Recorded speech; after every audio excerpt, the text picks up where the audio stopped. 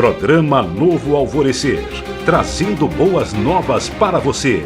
Uma realização Assembleia de Deus de Caratinga. Meus irmãos, a paz de Cristo, esse é o programa Novo Alvorecer, chegando mais uma vez para te abençoar. Uma realização da Igreja Assembleia de Deus, Templo Central em Caratinga. Hoje o nosso programa é com o conteúdo da lição de Escola Bíblica Dominical. Você que nos acompanha pela TV ou pela internet, que Deus abençoe você de uma maneira grandiosa. Estaremos abordando aqui um bate-papo especial sobre uma das parábolas que Jesus contou, a parábola das 10 virgens. Um tempo de aprendizado da palavra de Deus e você não pode perder. A gente volta em instantes, não saia daí.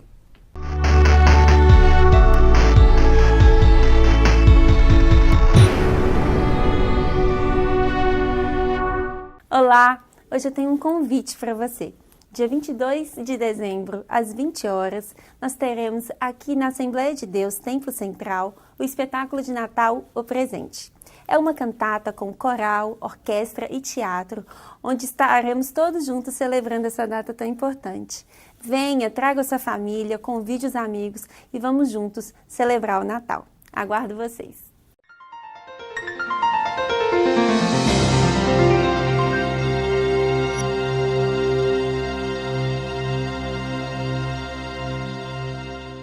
Continuando o programa Novo Alvorecer, comigo aqui no estúdio mais uma vez, pastor Odair e também o Joás. Bem-vindo mais uma vez, senhores. Muito obrigado. A lição que nós estaremos abordando aqui, eu já mencionei que é um texto muito interessante, baseado aí na parábola das 10 virgens. Estaremos falando aqui então a lição de número 11, ministrada nesse próximo domingo, dia 16 de dezembro de 2018. Despertemos para a vinda do grande rei, é o tema da nossa lição. Mateus 24 e 42 está o nosso texto principal. Vigiai, pois, porque não sabeis a que hora há de vir o vosso Senhor. O resumo da nossa lição em uma frase que é a verdade prática, conforme está aqui na lição: Jesus pode voltar a qualquer momento, por isso temos de estar preparados. O texto que nós estaremos abordando, Mateus capítulo 25, do versículo 1 até o versículo de número 13. Como diz sempre, recomendo que você faça a leitura aí para você ter um conhecimento melhor do que nós estaremos tratando aqui no programa de hoje. Ok, senhores? Isso.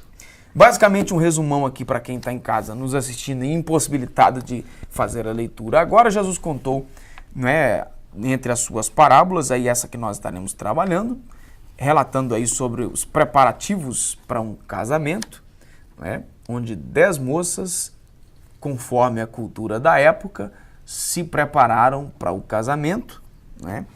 Fazia parte do adorno da noiva carregar consigo uma lâmpada acesa, né? Tradução diferente aí vai colocar lamparina e tal, aquele negócio todo. Tem uma tradução que fizeram aí para uma galera de roqueiro, né? Colocou que é uma lanterna, mas enfim. O texto original lá é uma lâmpada, né? Uhum. Na real hipótese do atraso do noivo, 5 daquelas moças tiveram cuidado de levar azeite reserva e as outras 5 não levaram azeite reserva. E aí chegou o noivo e aí acabaram se complicando aquelas que não levaram azeite reserva. Jesus vai trazer um alerta interessante aí, é o que nós estaremos tratando aqui na parábola. Certo?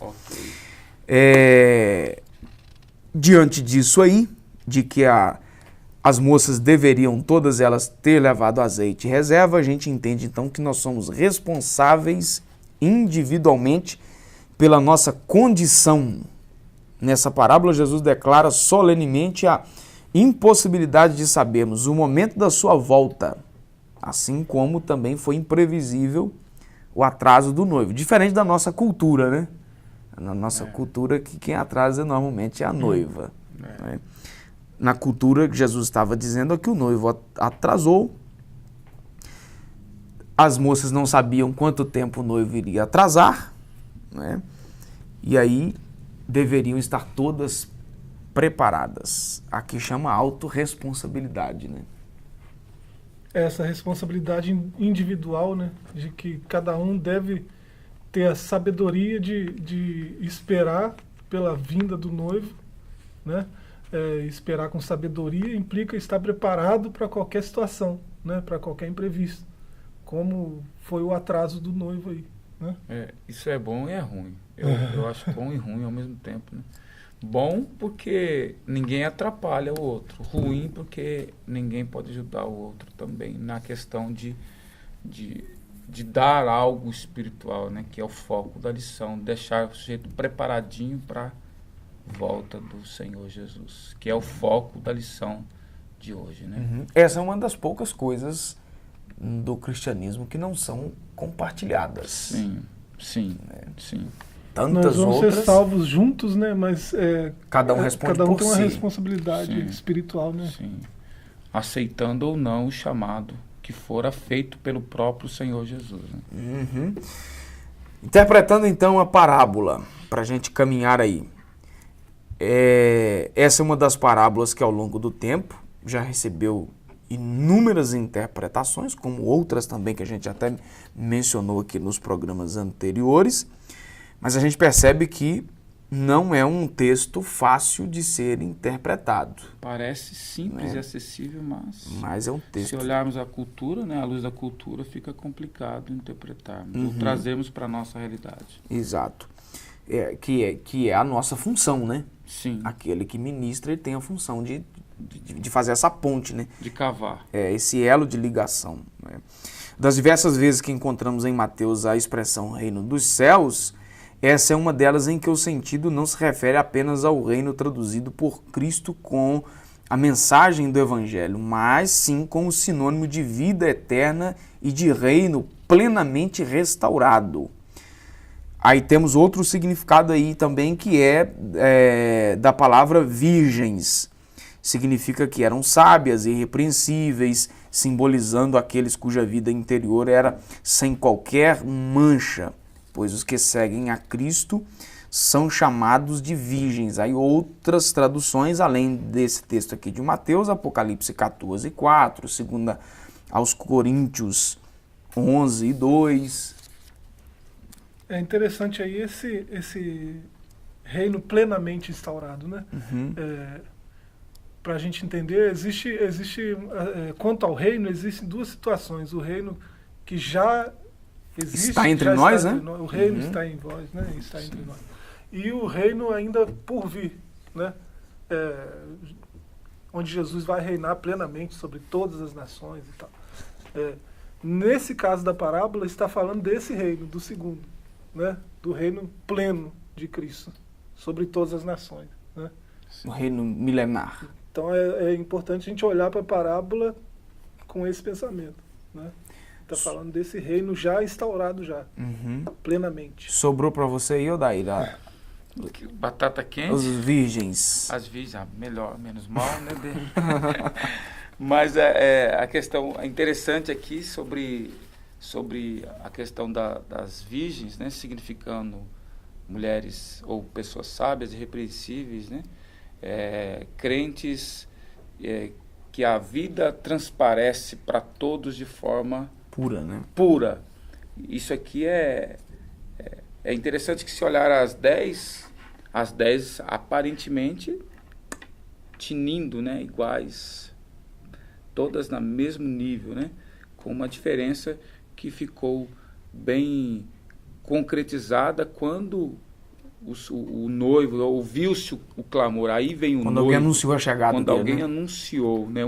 Chega lá, alguém anunciando, e aí ficou claro que 5 delas estavam despreparadas. Até aquele momento não havia diferença nenhuma, né? Nenhuma, tanto que todas as 10 cochilaram, se a gente olhar no texto, estavam esperando, mas vacilaram. Todas eram noivas, todas eram virgens, todas estavam à espera do mesmo acontecimento, todas esperando o noivo.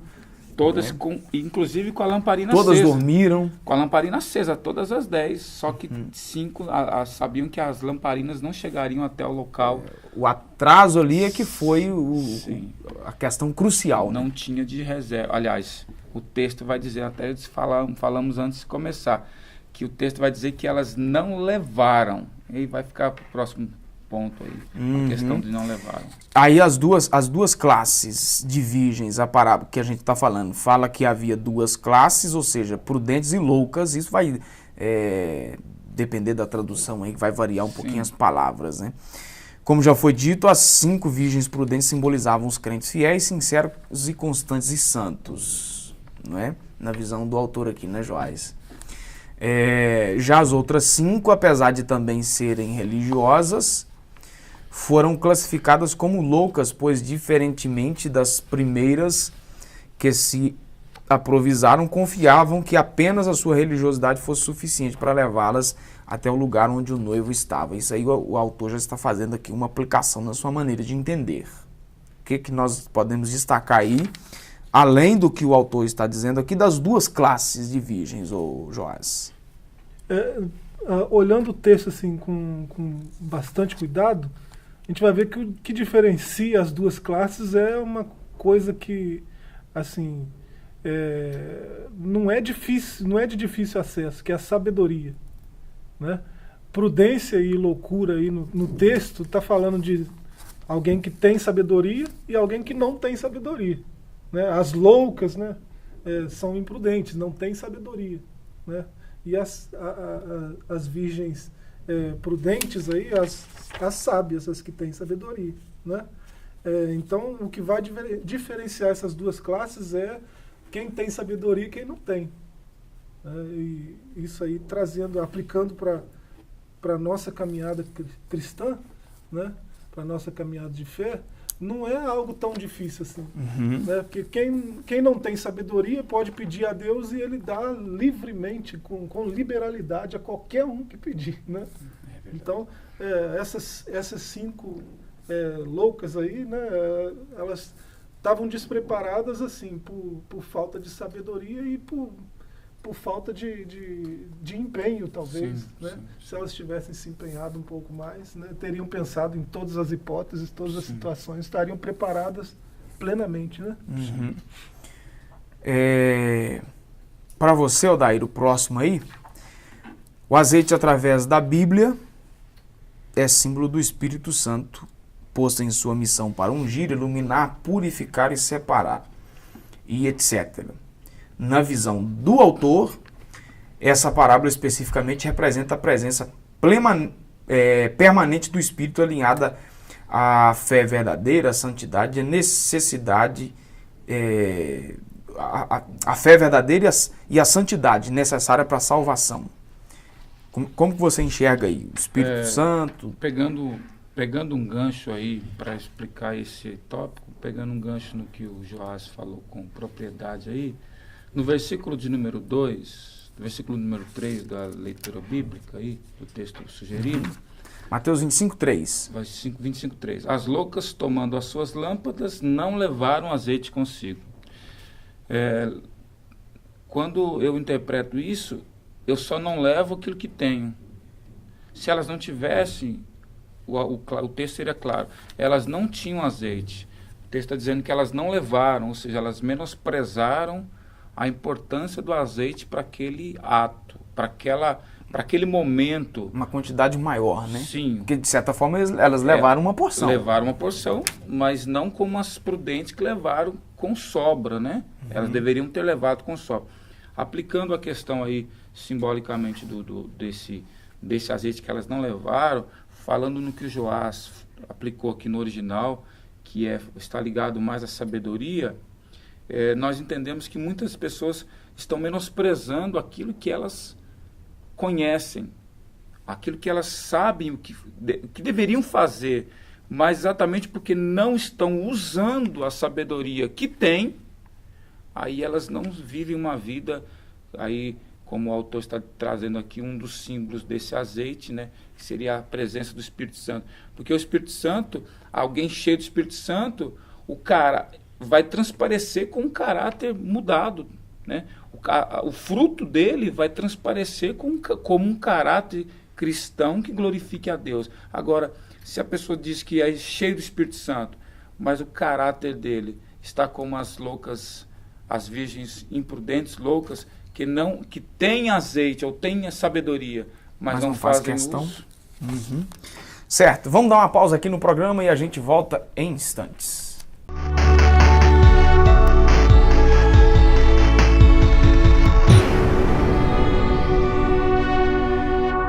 Olá, hoje eu tenho um convite para você. Dia 22 de dezembro, às 20 horas, nós teremos aqui na Assembleia de Deus, Templo Central, o espetáculo de Natal, O Presente. É uma cantata com coral, orquestra e teatro, onde estaremos todos juntos celebrando essa data tão importante. Venha, traga sua família, convide os amigos e vamos juntos celebrar o Natal. Aguardo vocês!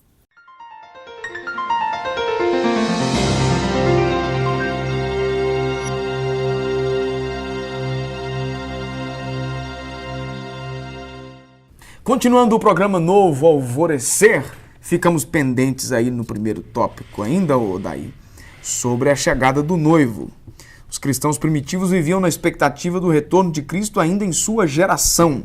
Tanto é que o apóstolo Paulo, esperto como era, né, disse que nós, os que estivermos vivos, ele acreditava que Jesus voltaria e ele ainda estivesse vivo.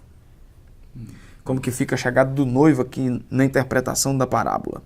Isso aqui, aplicando a questão da parábola, é muito real e verdadeiro a nós hoje, porque todas as 10 esperando adormeceram. Tanto as loucas como as prudentes. Hoje a gente nota que as mensagens sobre a volta de Jesus, elas, não vou dizer que não se pregam, vamos generalizar não, né? Mas não é nem a mensagem somente, não é nem a mensagem, estou dizendo assim, pessoalmente ou particularmente, os cristãos estão pouco envolvidos no tema central da fé, que é a volta do Senhor Jesus. Se nós não focarmos, se nós adormecermos nessa questão, Paulo disse que nós não esperarmos a volta de Jesus, ou se esperarmos Jesus só para essa terra, seremos os mais miseráveis de todos os homens. Que Deus nos guarde isso, mas é uma realidade hoje, infelizmente. É muito implícito isso, aliás, muito explícito a palavra. Infelizmente, é uma verdade. Eu achei interessante essa fala do autor aqui, porque muita gente, eu não sei se é só eu que já ouvi tanta besteira, mas falando que Jesus vai voltar à meia-noite. Aí, nesse caso, eu torceria para ser meia-noite lá no Japão, porque vai ser meio-dia aqui, você vai voltar só meia-noite, você vai voltar lá daqui 24 horas, é que vai acontecer aqui, né? É 24 horas, né? Então meia-noite lá, só daqui um dia que vai acontecer aqui, né? Mas o autor dá um esclarecimento aqui interessante, a chegada do noivo à meia-noite, porque é um momento em que a terra estará completamente imersa em trevas. Ao afirmar isso, então, Jesus declara que ele voltará no momento em que a humanidade estiver envolvida com maior intensidade nas trevas do pecado. Será que dá para piorar? Parece que não tem. Tem um outro dito aí que nada está tão ruim que não possa piorar. Parece que não tem como piorar mais, né? A gente viu todos os sinais já, né? Os sinais proféticos, né? Da volta do Senhor e, assim, alguém tende a adormecer mesmo, a desanimar. Eu ouço isso desde pequenininho, certo, desde criança, né? Então, para nós trabalharmos aqui um pouco mais a importância da vinda de Jesus. Lembrando, refazendo aqui uma frase que eu sempre tenho dito aqui, para nós não arrumarmos problema com ninguém, que os assuntos que nós estamos abordando aqui dentro da linha teológica que nós acreditamos. Sim. Não é? A parábola das 10 virgens, Jesus nos adverte sobre a necessidade de vivermos vigilantes, ou seja, ele alerta para que não deixemos de amar o próximo, chama atenção para a obrigação de fazermos o bem, vivermos em santidade e levarmos a mensagem do Evangelho que fala da reconciliação entre Deus e os homens através de Cristo. E aí, Joás? 1.500 referências é bastante coisa, né? 300 só no Novo Testamento, 50 vezes só Paulo, né? Falando a respeito da vinda dele, né? Isso. A Bíblia não pode mentir, né? Ainda mais esse monte de vezes aí, né? Se o próprio Deus diz que isso vai acontecer, né? Então quem desanimou de esperar, quem anda sonolento aí com a espera, né, é hora de, falando igual o apóstolo, é hora de despertar do sono, né? Porque agora está mais perto do que nunca, né? Certo. Agora está muito mais perto. Significado, dentre as muitas promessas feitas por Jesus, destaca-se do arrebatamento da igreja, a expressão que significa tirado rapidamente e com força. Aí divididos aí em duas etapas, né? Não dá pra gente resolver isso aqui em 5 minutos que nos resta, né, Daí? Mas é só uma pinceladazinha. Conforme a linha teológica que nós cremos, a vinda de Jesus se dará em 2 etapas. A primeira de maneira oculta, apenas os salvos, né? Aliás, terão 1 acesso. Coríntios 15, né? Ninguém vai ver. Né? Apenas os salvos, né, serão despertados, né?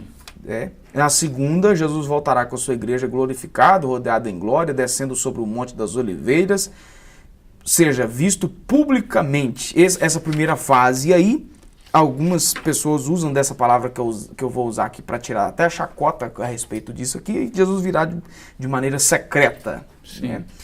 E a segunda já de maneira pública. Aí temos algumas referências. Mateus 25, 31, 46, Judas 14, 15, versículos 14, versículo 15, e Apocalipse 19.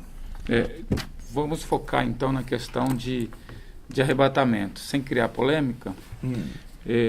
Arrebatamento aí ser tirado, né, com rapidez ou com força, né? Quando se olha para a parábola das 10 virgens, quando a gente pensa, lá aí vem o noivo e elas se arrumam, cadê o azeite? Quem tem azeite? Quem tem azeite? Não, vai aos que vendem, comprem azeite e tal. Não vai ter tempo. Arrebatamento. Foi, acabou. E então, o preparo, a gente ouve muito aquela questão, é tempo da igreja se preparar, já está em tempo atrasado, é tempo da igreja estar preparada, né? Prepara que não, é estar preparado agora, porque a Bíblia vai falar de salvação na grande tribulação, mas eu não quero aconselhar ninguém a esperar grande tribulação para esperar, né? O ideal é sermos movidos pela graça, questão de grande tribulação para lá, né? A questão de ser movidos pela graça em termos um encontro com Jesus, esperarmos Ele a primeira fase da segunda vinda, porque a segunda fase da segunda vinda não vai ser bom encontrar com Jesus, não. Ô Joás, eu vou deixar você dar uma pincelada aí, para o tópico aqui eu vou deixar do jeito que você está aí, para a gente não entrar muito em detalhes aqui, porque o tempo não é suficiente. Quando se dará o arrebatamento? É importante. Isso aqui é uma pergunta importante, né? E está lá frisado o capítulo anterior do texto que nós lemos, né? Do Mateus 25, Mateus 24, versos 36 a 44, e apoiado em Apocalipse 22, 12, né? O dia ninguém sabe. O dia e a hora ninguém sabe. Então tem que estar preparado, né? Sim. A gente tem que estar preparado agora. Só voltando um pouco na questão aí da meia-noite que você tinha falado, a gente passa batido, né? Por que Jesus usou esse meia-noite aí na história, na parábola? Porque os ouvintes, para eles, era de fácil entendimento o que ele estava falando. Ele estava falando, quando ele falava de meia-noite, ele estava enfatizando a demora do noivo. Porque um casamento daquele jeito se dava assim, muitos dias de festa, né? O sujeito já está noivo há algum tempo, o noivado judaico era no máximo 1 ano, né? No máximo, não passava muito disso, né? Então, já fizeram o compromisso de se casarem, tal, o grande dia chegou, e agora é uma festa daquelas, né? Existe comitiva, tanto do noivo quanto da noiva, que rodeavam as vilas, né? Faziam tipo as passeatas que nós fazemos hoje, passava pelas vilas, né? Com as lâmpadas evidenciando o noivo, evidenciando a noiva, usava-se uma coroa, né? Fazia-se a ketubá, né? Que era o acordo em si, até eles se encontrarem e celebrar o casamento na casa do pai do noivo, ou na casa que o noivo construiu, né, para eles viverem juntos. E assim, acontece que no máximo se esperava até às 6 e pouco, 7 horas da noite, no máximo, porque era quando a primeira estrela brilhasse no céu. Aqui em Caratinga, por exemplo, quando Júpiter aparece às 6 horas da tarde, né? A gente acha que é uma estrela, mas menos no horário de verão. 6 horas, 6 e pouco, né? Então ele aparece meia-noite, atrasou muito, né? Demorou muito, elas pegaram no sono, né? E assim, a gente aguarda há 2000 anos, parece que está demorando, né? Como a gente não sabe a hora, o dia, a hora ninguém sabe, é preciso estar vigilante, é preciso estar pronto, ter a sabedoria dessas 5 prudentes e estar com tudo no jeito, tudo pronto. Então, ou seja, não dá para marcar nem dia nem hora, certo? A gente vai dar uma pausa, a última delas aqui no programa, e a gente volta em instantes.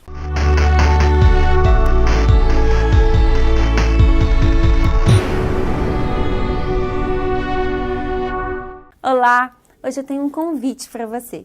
Dia 22 de dezembro, às 20 horas, nós teremos aqui na Assembleia de Deus, Templo Central, o espetáculo de Natal, O Presente. É uma cantata com coral, orquestra e teatro, onde estaremos todos juntos celebrando essa data tão importante. Venha, traga sua família, convide os amigos e vamos juntos celebrar o Natal. Aguardo vocês!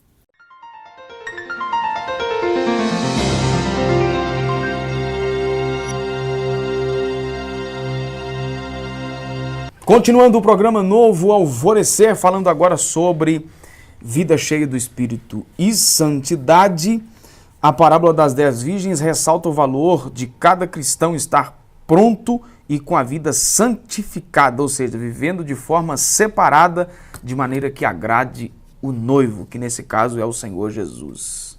Quem terminou o último bloco falando foi você, Joás. Então vai lá você, Odair. Prontidão e santificação.